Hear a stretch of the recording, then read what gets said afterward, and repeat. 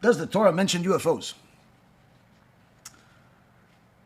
There are certainly parts of the Torah that discuss things that are not what we would call normal. As we discussed in last night's lecture, King Solomon was the king not only of people, but he was king of over all creatures on earth, all of the animals, and even the demons. In fact, the Gemara in Masechet Gitin says that he utilized demons for different things. He was also the king of creatures that are of different shapes and live in different places underground. And he brought some of them to show it to people, but he was not able to bring them back to their habitat because they live literally under the earth. There were very, very small creatures. There were creatures that had multiple heads, all types of interesting types of creatures. And Shlomo HaMelech, if you read the Midrashim and you also even look at some of the writings, you see that Shlomo HaMelech had a lot of interesting conversations and experiences with what we would call the abnormal. Now, the Gemara mentions that there are certain types of creatures that we would define them as aliens because they're different from us. They seem like they're from a different planet, but the truth is that they're actually from our planet. There's a certain types of animal that is a very vicious, horrific animal that anyone that comes near it, doesn't matter what it is, big or small, will see its end very quickly. It will kill anything. Lions, people, doesn't make a difference what it is. Meaning, if you don't kill this animal, it kills the person, it kills whatever is next to it. And this animal, the only way to kill it is if you shoot it in its belly button, but not in what people think. Why the belly button? Because its belly button is connected to the ground. There's, I guess, apparently some type of tube that is connected to the ground, and it can travel very fast, and it's very, very vicious and strong. And the only way to kill it is by shooting some type of an arrow, or at least in those days an arrow, disconnecting it from the ground. Otherwise, there's no way to kill it. There are also different creatures that are very, very small. I'm not talking about small like short people. I'm talking about like a microphone small, like tiny little things. And all types of other interesting creatures that exist. There was actually a time where there was a person that had two people.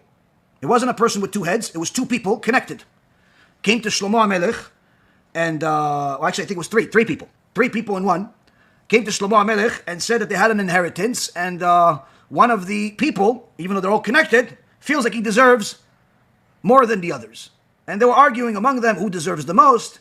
One said that he deserves, the other one says he deserves, because he's really the dominant one, the other ones are inferior. Shlomo HaMelech cleverly solved this problem by saying simple, no problem, I could just pour hot water on you. If he feels it, then I know that you guys are really connected. If he doesn't feel it, then yeah, you deserve everything. So, Shlomo HaMelech was able to deal with all types of things. The point being is that a lot of the things that people see on the internet and so on, aside from it being CGI and all types of graphics, which today, Baruch Hashem, with new AI and all types of new softwares that are available out there, you could literally make anything you want in a matter of seconds. You could put any person out there, and you could just simply record their voice and for 1 second, and some people say not even record their voice for 1 second. You could literally just use all types of voices, and you could have this person say anything you want in any language.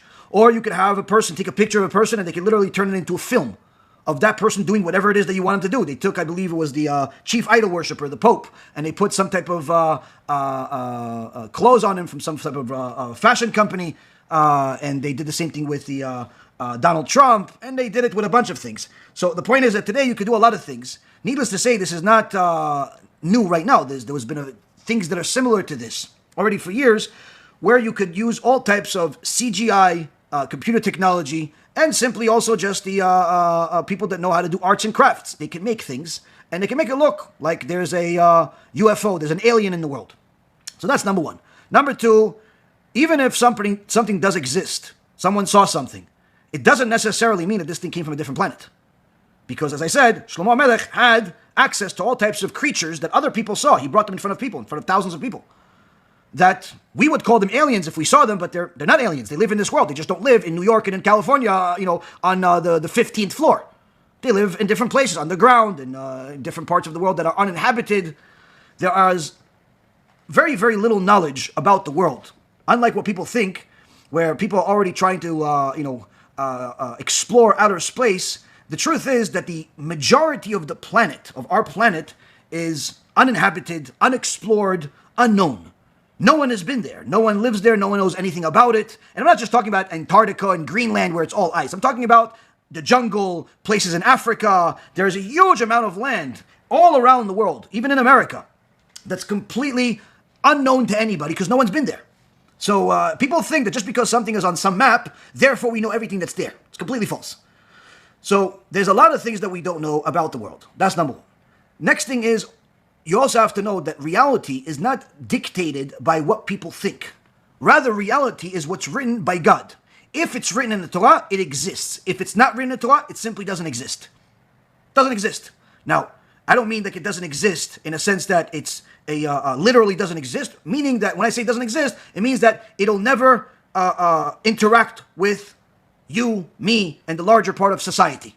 So if there are, let's say, civilizations of people, or aliens, or whatever you want to call it, that live on some planet far away, don't think that just because you saw in the movies that those people or aliens that live in other planets are one day going to get really upset and really hungry, and they're going to decide to use their advanced technology to come to Earth out of all places in the universe and conquer the land and take the energy and kidnap the people and all types of stupid things that people see in movies. None of that will ever happen.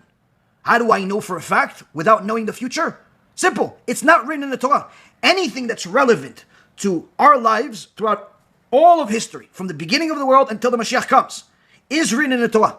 The future, the present, and the past are all in the Torah. And nowhere will you ever find that some alien terrorist in a really big ship is going to come to Earth and shoot people, or eat people, or whatever crazy movies come up with. This is all nonsense.